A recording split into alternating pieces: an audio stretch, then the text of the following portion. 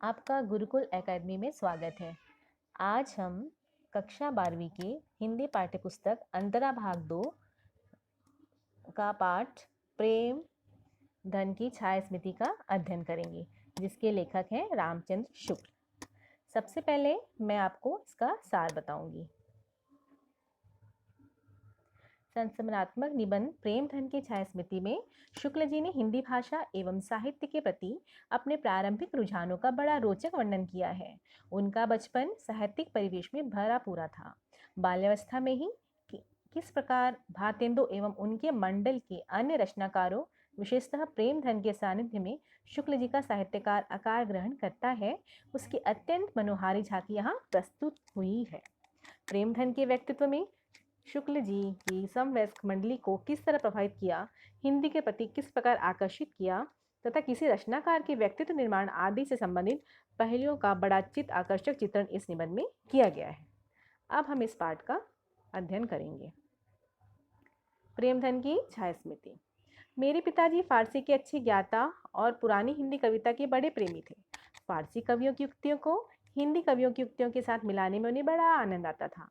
वे रात को प्राय रामचरितमानस और रामचंद्रिका घर के सब लोगों को एकत्र करके बड़े चित्त आकर्षक ढंग से पढ़ा करते थे। आधुनिक हिंदी साहित्य में भारतेंदु जी के नाटक उन्हें बहुत प्रिय थे। उन्हें भी वे कभी कभी सुनाया करते थे। जब उनकी बदली हमीरपुर जिले की राठ तहसील से मिर्जापुर हुई, तब मेरी अवस्था 8 वर्ष की थी। उसके पहले ही भारतेंदु के संबंध में एक अपूर्व मधुर भावना मेरे मन में जगी रहती थी। सत्य हरिश्चंद्र नाटक के नायक राजा हरिश्चंद्र और कवि हरिश्चंद्र में मेरी बाल बुद्धि कोई भेद नहीं कर पाती थी। हरिश्चंद्र शब्द से दोनों की एक मिलीजुली भावना, एक अपूर्व माधुर्य का संचार मेरे मन में करती थी। मिर्जापुर आने पर कुछ दिनों में सुनाई पड़ने लगा कि भारतेंदु हरिश्चंद्र के एक मित्र यहाँ रहते हैं, जो हिंदी के एक प्रसिद्ध कवि हैं और जिनका नाम है उपाध्याय बद्री नारायण चौधरी। भारतेंदु मंडल की किसी सजीव स्मृति के प्रति मेरी कितनी उत्कंठा रही होगी, यह अनुमान करने की बात है। मैं नगर से बाहर रहता था। एक दिन बालकों की मंडली जोड़ी गई, जो चौधरी साहब के मकान से परिचित थे। वे अगुआ हुए। मील डेढ़ का सफर तय हुआ। पत्थर के एक बड़े मकान के सामने हम लोग जा खड़े हुए। नीचे का बरामदा खाली था, ऊपर का बरामदा सघन लताओं के जाल से आवृत था। बीच बीच में खंबे और खुली जगह दिखाई पड़ती थी। उसी ओर देखने के लिए मुझसे कहा गया। कोई दिखाई न पड़ा। सड़क पर कई चक्कर लगे। कुछ देर पीछे एक लड़के ने उंगली से ऊपर की ओर इशारा किया। लता प्रधान के पीछे एक मूर्ति खड़ी दिखाई पड़ी। दोनों कंधों पर बाल बिखरे हुए थे।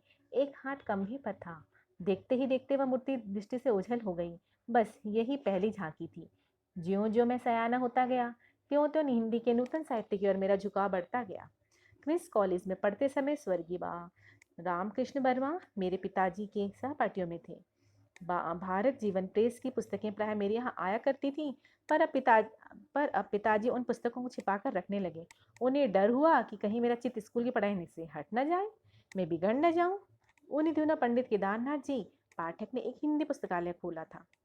मैं वहां से पुस्तकें ला ला के पढ़ा करता। एक बार एक आदमी साथ करके मेरे पिताजी ने मुझे एक बारात में काशी भेजा। मैं उसी के साथ घूमता फिरता चौखंबा की ओर जा निकला। वहीं पर एक घर से पंडित केदारनाथ जी पाठक निकलते दिखाई पड़े। पुस्तकालय में भी मुझे प्राय देखा देखा करते थे। इससे मुझे देखते ही वे वहीं खड़े हो गए। बात ही बात में मालूम हुआ कि जिस मकान से वे निकले थे, वह भारतेंद्र जी का घर था। मैं बड़ी चाह और कुतूहल की दृष्टि से कुछ देर तक उस मकान की ओर न जाने किन किन भावनाओं में लीन होकर देखता रहता। पाठक जी मेरी यह भव्यता देख बड़े प्रसन्न हुए और बहुत दूर मेरे साथ बातचीत करते हुए गए। भारतेंद्र जी के मकान के नीचे का यह हृदय परिचय बहुत शीघ्र गहरी मैत्री में परिणित हो गया। 16 वर्ष की अवस्था तक पहुंचते पहुंचते तो समवयस्क हिंदी प्रेमियों की एक खास मंडली मुझे मिल गई, जिसमें श्रीयुत काशी प्रसाद जी जायसवाल, भगवान दास जी हालना, पंडित बद्रीनाथ गौड़, पंडित उमा शंकर द्विवेदी मुख्य थे। हिंदी के नए पुराने लेखों की चर्चा बराबर बराबर इस मंडली में रहा करती थी। मैं भी जब अपने को एक लेखक मानने लगा था, हम लोगों की बातचीत पहले लिखने पढ़ने की हिंदी में हुआ करती, जिसमें निसंदेह इत्यादि शब्द आया करते थे। जिस स्थान पर मैं रहता था, वहाँ अधिकतर वकील, मुख्यारों तथा कचहरे के अफसरों और अमलों की बस्ती थी। ऐसे लोगों की उर्दू कानों में हम लोगों की बोली कुछ अनोखी लगती थी। इसी से उन्होंने हम लोगों का नाम निसंदेह लोग रख छोड़ा था। मेरे मोहल्ले में कोई मुसलमान सब जज आ गए थे। एक दिन मेरे पिताजी खड़े खड़े उनके साथ कुछ बातचीत कर रहे थे। इसी बीच में मैं उधर जा निकला। पिताजी ने मेरा परिचय देते हुए उनसे कहा, इन्हें हिंदी का बड़ा शौक है। चट जवाब मिला, आपको बताने की जरूरत नहीं, मैं तो इनकी सूरत देखते ही इस बात से वाकिफ हो गया। मेरी सूरत में ऐसी क्या बात थी, यह उस समय नहीं कह सकता। आज से 30 वर्ष पहले की बात है। चौधरी साहब से तो अब अच्छी तरह परिचय हो गया था। अब उनके यहाँ मेरा जाना एक लेखक की हैसियत से होता था। हम लोग उन्हें एक पुरानी चीज समझा करते थे। इस पुरातत्व की दृष्टि में प्रेम और कुतूहल का एक अद्भुत मिश्रण रहता था। यहाँ पर यह कह देना आवश्यक है कि चौधरी साहब एक खासे हिंदुस्तानी रईस थे। बसंत पंचमी, होली इत्यादि अवसरों पर उनके यहाँ खूब नाच रंग और उत्सव हुआ करते थे। उनकी हर एक अदा से रियाजत और तबीयतदारी टपकती थी। कंधों तक बाल लटक रहे हैं, आप इधर से उधर टहल रहे हैं, एक छोटा सा लड़का पान की तशरी लिए पीछे पीछे लगा हुआ है। बात की काट छांट का क्या कहना है। जो बातें उनके मुंह से निकलती थी उनमें एक विलक्षण वक्रता रहती थी। उनकी बातचीत का ढंग, उनके लेखों का ढंग ढंग से एकदम निराला होता था। नौकरों तक के साथ उनका संवाद सुनने लायक होता था। अगर किसी नौकर के हाथ से कभी कोई गिलास वगैरह गिरा तो उनके मुंह से यही निकला कि कारे बचाता नहीं। उनके प्रश्नों के पहले क्यों साहब अक्सर लगा रहता था। वे लोगों को प्राय बनाया करते थे। इससे उनसे मिलने वाले लोग भी उन्हें बनाने की फिक्र में रहा करते थे। मिर्जापुर में पुराने परिपाटी के एक बहुत ही प्रतिभाशाली कवि रहते थे, जिनका नाम था वामनाचार्यगिरी। एक दिन वे सड़क पर चौधरी साहब के ऊपर एक कविता जोड़ते चले जा रहे थे।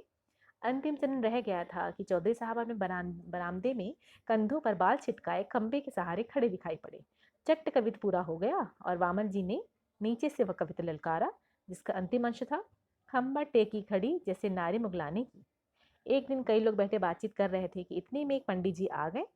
चौधरी साहब ने पूछा, कहिए क्या हाल है। पंडित जी बोले, कुछ नहीं, आज एकादशी थी, कुछ जल खाया और चले आ रहे हैं। प्रश्न हुआ, जल ही खाया है कि कुछ फलाहार भी पिया है। एक दिन चौधरी साहब के एक पड़ोसी उनके यहाँ पहुंचे। देखते ही सवाल हुआ, क्यों साहब। एक लफ्ज में अक्सर सुना करता हूँ पर उसका ठीक अर्थ समझ में ना आया। आखिर घन चक्कर के क्या मानी है, उसके क्या लक्षण है। पड़ोसी महाशय बोले, वाह, यह क्या मुश्किल बात है। एक दिन रात को सोने के पहले कागज कलम लेके सवेरे से रात तक जो जो काम किए हो सब लिख जाइए और पढ़ जाइए।